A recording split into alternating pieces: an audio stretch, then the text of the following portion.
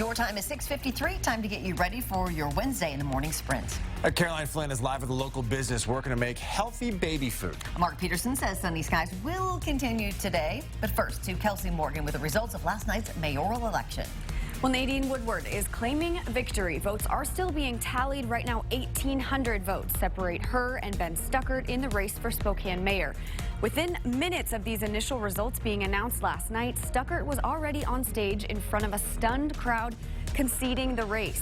Across town, Woodward was giving her victory speech, saying these results show Spokane voters are looking for something new. People who wanted a change. People want to know that their voice is being listened to. This is our win. This isn't my win. This is the city of Spokane's win. Barring any substantial changes in the days to come, Woodward will become the fourth woman to lead the Lilac City as mayor. We are expecting another round of results tonight. Look for those on KXLY.com. But we still do not know who will be Spokane's next city council president. The race between Cindy Wendell and Brian Beggs is still too close to call. Right now, Wendell is in the lead with about 800 more votes than Beggs. Both candidates say they are staying optimistic. We should have a better idea of who will win this race tonight. It looks like your car tabs will soon cost $30. Statewide Initiative 976 is passing right now with 56% of Washington voters' support. The initiative would decrease taxes paid through annual vehicle registration, limiting the cost of most car tabs to $30. It was opposed by labor unions and big companies like Microsoft and Amazon, who said it would put road projects in jeopardy. You can find the results for all local races here on KXLY.com.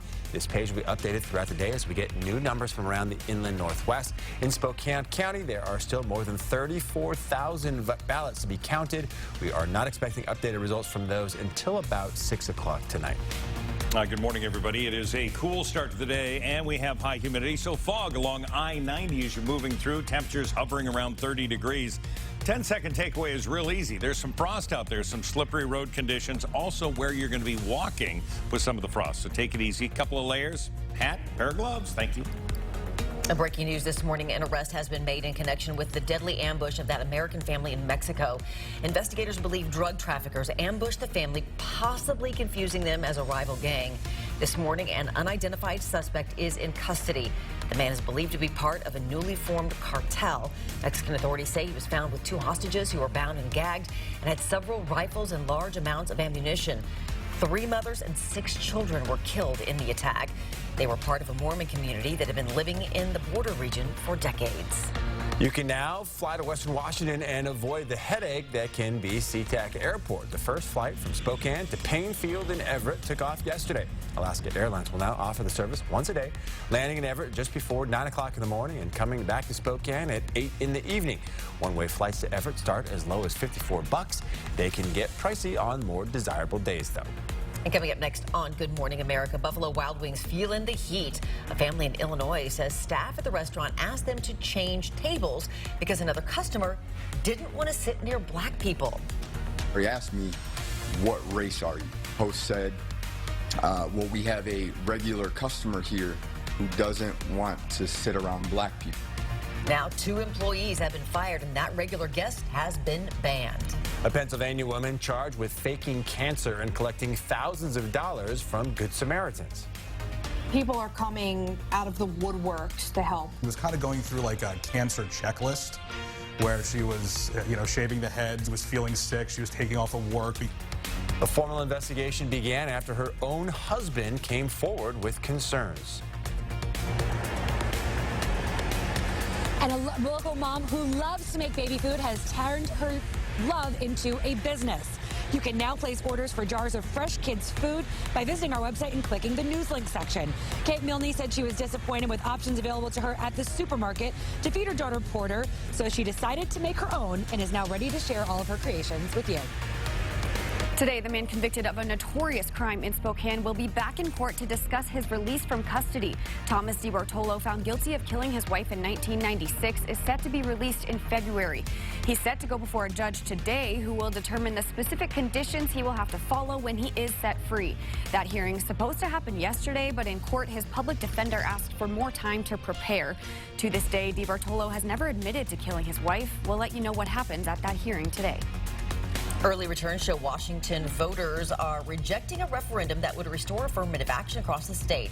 As things stand, 51% of voters saying no to Initiative 1000.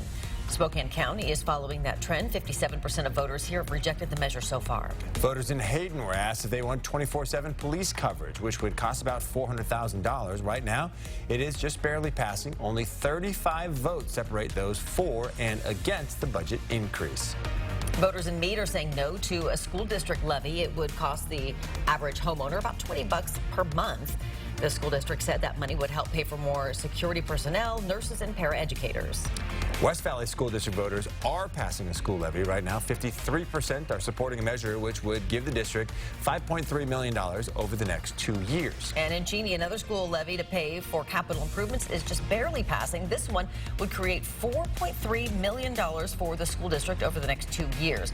Just 22 votes separate those in favor and those against. We are closely tracking these tight races. Follow the latest results as they come in with the 4 News Now app.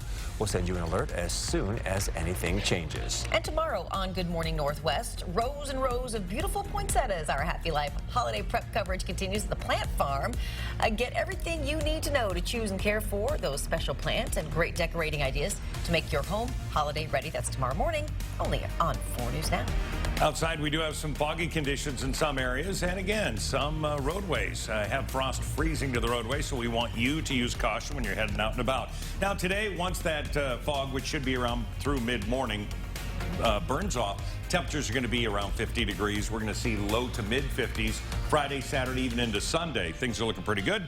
Monday, it is Veterans Day. It'll be 46 degrees, and it's the 100th celebration.